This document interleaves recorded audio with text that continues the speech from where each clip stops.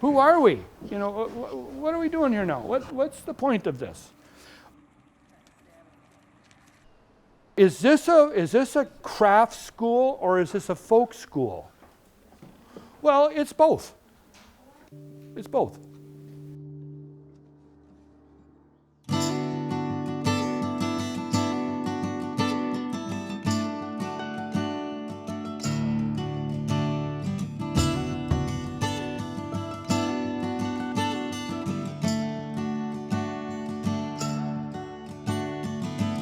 The mission of North House Folk School is to enrich lives and build community through the teaching of traditional Northern craft in a student-centered learning environment that inspires the hands, the heart, and the mind.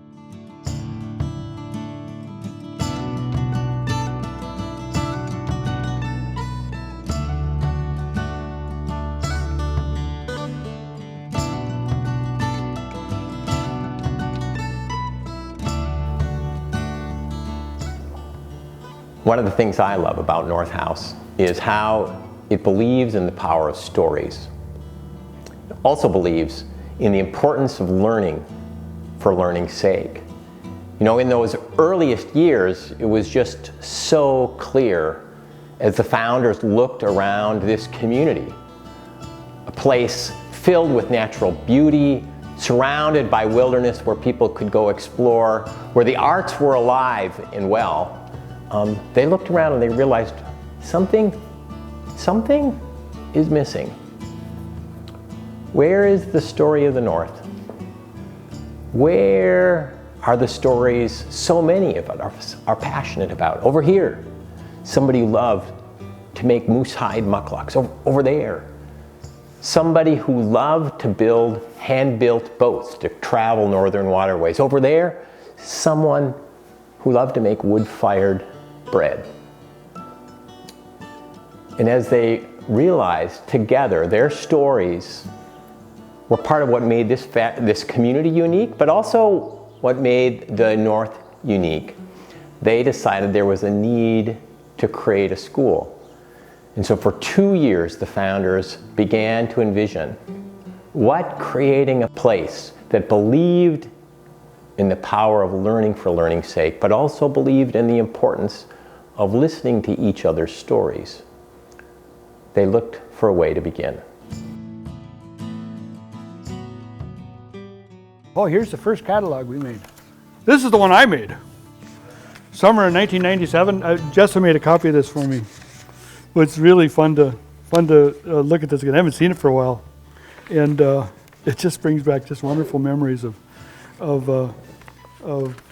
Charlie and Tom and Pedro and Mike Shelmeski and who else? All of the people who just gave so much to the organization when it was just, you know, Charlie was helpful because he would always say, well, if it doesn't work out, we can always say we're sorry, right? We should have known better. What were we thinking? We could start a folk school? You know, but they had a fundamental belief. There's a lot of garages in this world. There are a lot of community centers. If this is going to happen, we'll figure it out. And so they printed that first catalog. And as fate would have it, about 6 weeks later, 2 old warehouses, timbered warehouses down by the water, beat up after 60 years of use by the Forest Service's warehouses. 2 warehouses became available that they were able to rent for 6 months. And the first summer took flight.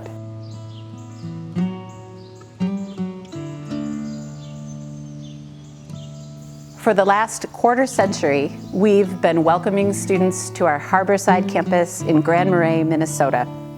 They come to learn to make baskets, to bake bread, to timber frame, to blacksmith, to learn to make things of value with their hands. We host over 300 courses a year, taught by nearly 200 artisan instructors. Students come from all over the United States and especially from the upper Midwest. and they sit down together to experience the joy of learning.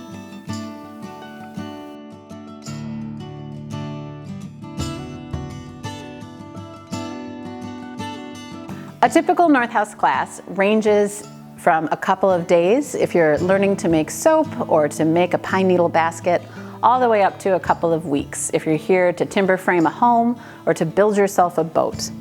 Students come from all over and they have a wide range of experience. Most are beginners, but it's not uncommon for people to come back again and again to work with the same instructor because they simply enjoy one another's company. And the truth is, one never becomes a master of craft. There is always something to learn. In the folk school classroom, we believe that everybody is a student and everyone is a teacher. We all have something to share.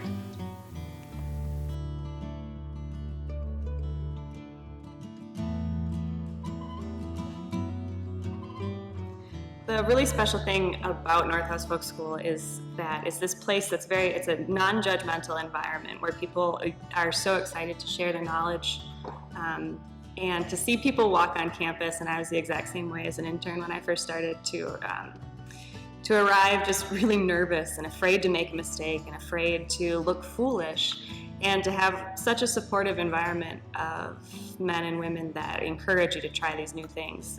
By the end of my internship, I wasn't afraid to walk up to anybody and ask any ridiculous question because that's how you learn. And I feel so grateful that that internship empowered me to kind of have my own voice in craft and to take my own risks and create my own little niche.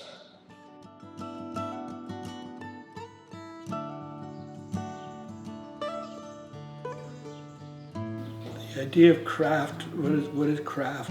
To me, it's making something with your hands that has intrinsic value. It's not only a spoon or a spreading knife, but it's an object that you've created with your hands that now has a soul.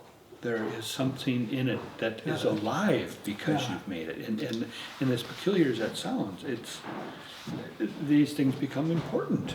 Why are they important? It's a mystical thing going on there. How to describe it, I don't know.